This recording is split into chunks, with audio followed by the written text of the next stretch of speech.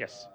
You're supposed to receive a report next coming days. Friday. Do you expect the city council to vote on that on Monday? Next Monday? Well, City Council will certainly vote on something on Monday, and I do not know at this point what the recommendation will be. I strongly suspect that given the International Olympic Committee's announcement that they will not yet have the host city contract until after the Olympics in Pyeongchang and until after they award the 2024 and 2028 Olympics. That council will, council will basically have the choice to just say, no, we're not interested, or the choice to say, let's wait until we see what the IOC is thinking. I suspect that will be the recommendation, but I really don't know. And if that's the choice, I think we've spent some money doing some very, very good analysis that will be very useful for us, not just for this, but also in developing a master hosting plan for other events, as well as understanding our facilities. And in fact, I know that as a result of this work, at least one very prominent international event is really looking very hard at Calgary for a really major thing that is not the Olympics. So I'm very pleased we've done that work. And I suspect that council, if I am reading council's will on this, will probably say, you know what, this is great work. We're going to use it in our tourism and in our attraction of other projects. And then we will revisit the question of the Olympics after the IOC has given us some more indication, probably sometime in 2018, on what kind of a financial deal they're looking at. Well, you think I'm going to tell you. That was a nice try, though. But it is some pretty exciting stuff. What do you make of, or think of one of your colleagues who's suggesting a plebiscite for Calgary should have it? How nice do you want me to be? Not nice. I'm actually not at all opposed to the idea of going to a referendum on something like an Olympic bid. Certainly other cities have done it. What is strange about what you have before you is it's very much at the last minute.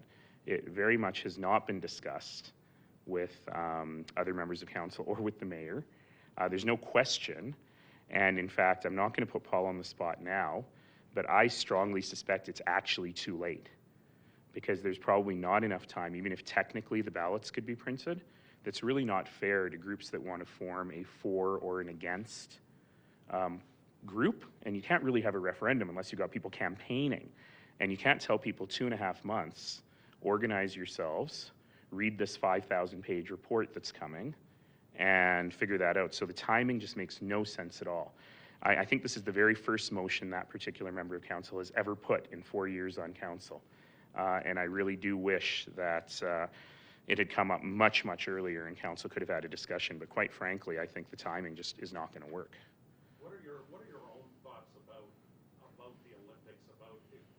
How necessary is it that Calgary actually have an Olympic bid? Because or get the Olympics, because that's the big question people are discussing. How big a deal is it? And therefore, what is your tolerance for how much money needs to be spent? So you've asked sort of 3 questions there. Is it a big deal? Yes, of course. It's a very big deal. And if we do it right, as we did in 1988, it's a very big deal because it leads to legacy, it leads to athletic facilities that can be used, and it leads to a sustained increase in tourism over time. So it is a very big deal. Is it necessary for Calgary to have it to grow and thrive and be a great place? Of course not.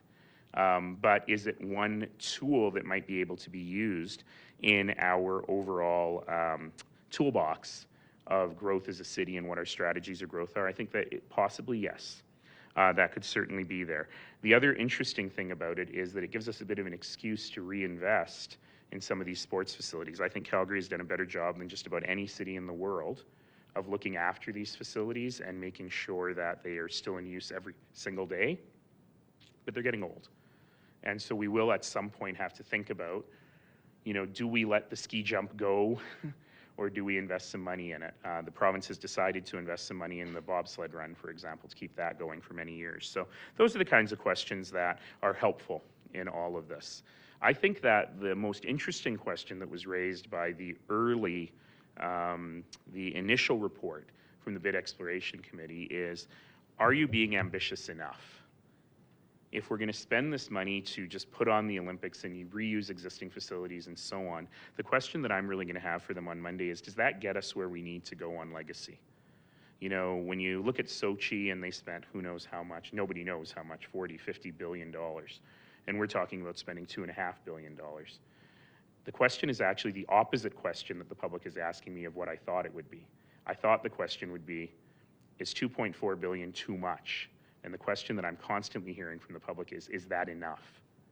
Would it be better to spend more and get more transit infrastructure, to get some newer facilities and so on, if we're going to do this that will last forever? So those are the kinds of questions I think the council will be addressing when they make this decision. As I said, you know, it's a bit anticlimactic after all this work, but I kind of suspect council's decision on Monday will be not to make a decision until we know more from the IOC. But I think that we're asking all of the right questions, and I'm actually really, really pleased to have that master facilities plan.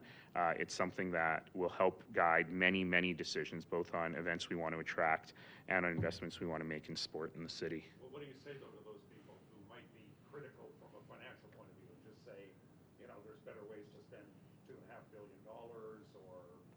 Well, that's totally legit, right? That is an absolutely legit thing to be concerned about.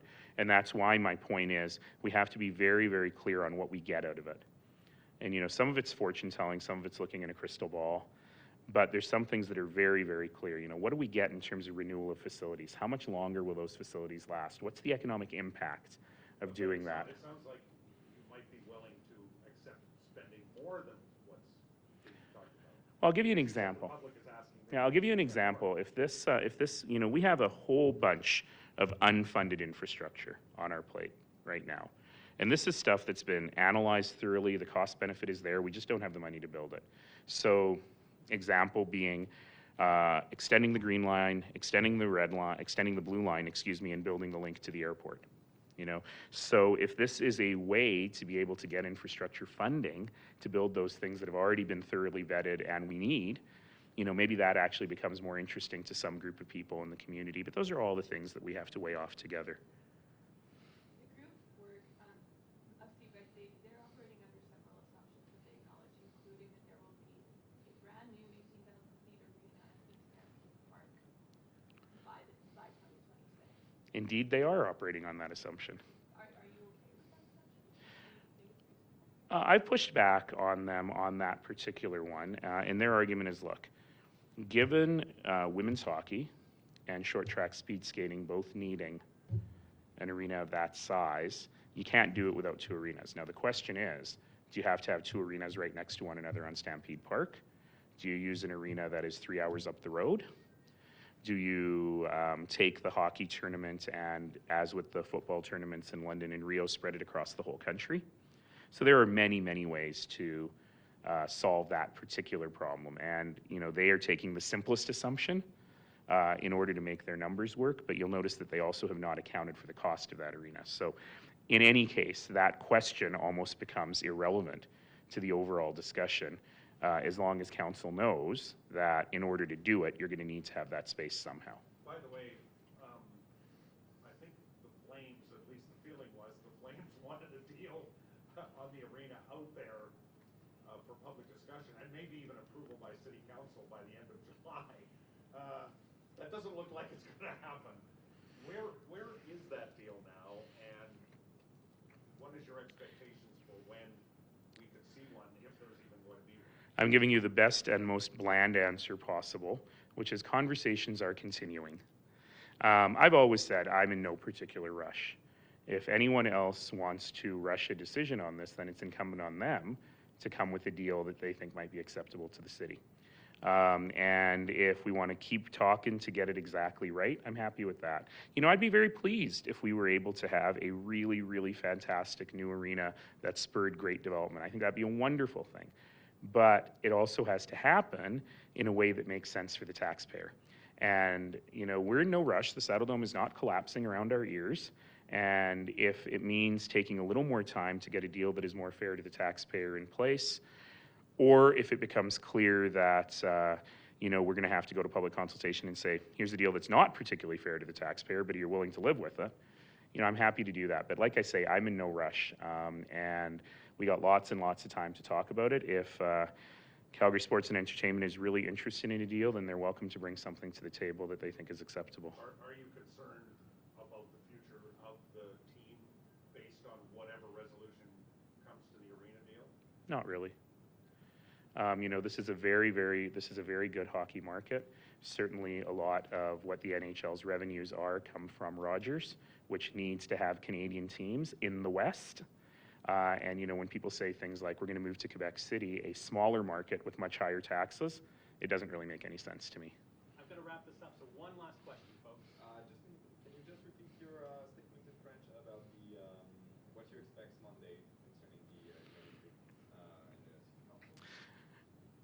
council? J'ai pas vu les recommandations du comité à ce moment, mais pour moi, je crois qu'il n'y a pas un choix pour dire oui, parce qu'il faut attendre le comité international olympique pour ses pensées sur le contrat avec les villes hautes. Donc, je crois que pour moi, le conseil va dire il faut attendre. Thanks, everyone.